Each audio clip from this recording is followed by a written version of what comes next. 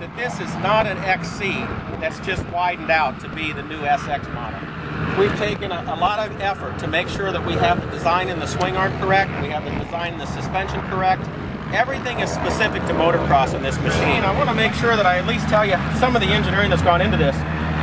This sprocket is designed to be removed simply by clocking it about 30 degrees, sliding it right off, and it'll even clear the hub out here. We did the same thing on the rotor design, where we actually put a speed nut on the back, and we're actually able just to remove this nut, clock the rotor, and it'll slip off the wheel. So everything is quick service. This right here, as far as an OE skid plate, is probably the best in the industry. And believe it or not, it's made out of like a polyurethane or a plastic type material. And we have run this at Snowshoe, and we've had riders run it in the Baja 1000. And it's an incredible material that has memory. It'll actually flex and bend and give you some ground clearance and slip over the rocks nicely and return back to its original position, not causing any friction on the rotor or the sprocket. Also, this bike not only comes with a state-of-the-art skid plate, but it comes with a built-in chain guide, which is something that most people have to go aftermarket and get to make sure their chain stays on track. These little things add up to hundreds and hundreds, if not thousands of dollars that have to be put into other components, other machinery or competition machines. Everything is put here. We've thought through it. We've looked at what a racer really needs to get the job done, and we believe we have a bike that'll operate OE at Pro-Am level. We designed this as well with the racer in mind, guys.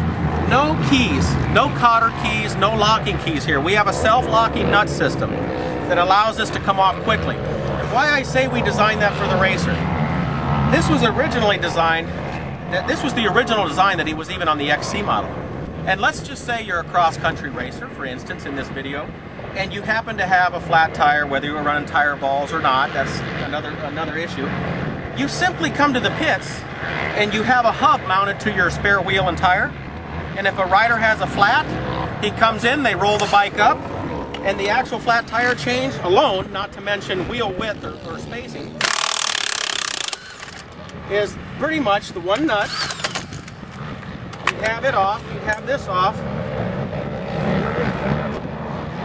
and you would simply replace your wheel already mounted on its hub and right back on, and the rider's back in service. Okay, very quick tire changes for cross country. Okay, so the one thing I can take a moment to show you is if a rider thought that the actual wheel width was too wide at that moment, you simply just pull a tapered washer and a tapered spacer off here, rather than purchase another axle.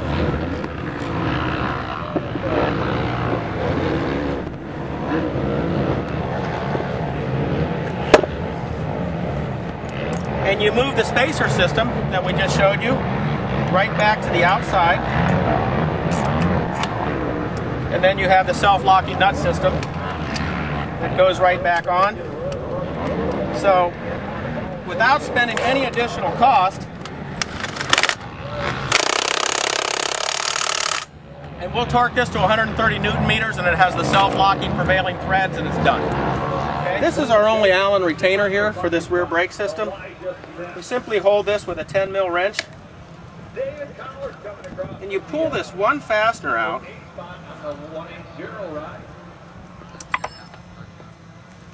Pull this one fastener out.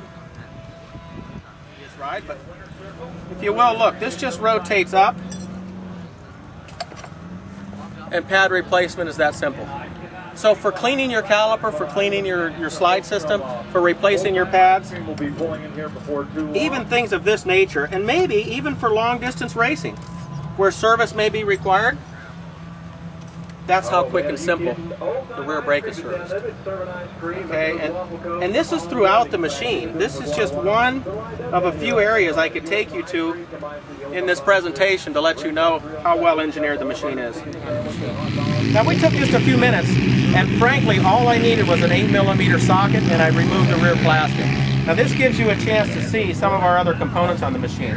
We've mounted the battery tucked in real nice here underneath the air cleaner boot and beside the shock, so you get a chance to see the location of that. Something else I'd like to point out is our aluminum subframe comes off very, very simply because we have no components, if you will, No relays, no modules, no ignition systems, no regulators. If you look at this, nothing attaches other than the exhaust and the one battery box on the other side. The subframe really is standalone for easy removal. Although, if you can really take a look here, we really don't have a need to pull that subframe off. Our shock service is wide open. Our air cleaner and intake system is wide open. There's access to everything, so it's not often that you even have to remove this aluminum subframe. If I can take a moment and show you a feature that I really like about it, I like to remove my plastic to make sure the battery box, the shock, all of the spring areas and the collars and the bushings, everything really gets clean after an event. And I think most of the professional racers here are the same. They'll have this bike down and they'll inspect it thoroughly. Plastic removes with about 9 fasteners and it's out, all the same size. And this is a feature that's kind of nice. When you go to the wash bay, you can literally leave your intake system on, keeping your carb dry. And literally your air filter is still on the carburetor even though your air box is removed. And you can do a lot of your cleanup either with a wash cover on this or with the original air cleaner, and just being careful with your power washer. So that's a pretty good feature for cleanup. And as soon as you get the air cleaner up, you just make sure that you have the front spread just wide enough. It's a drop in. Make sure all your tabs line up.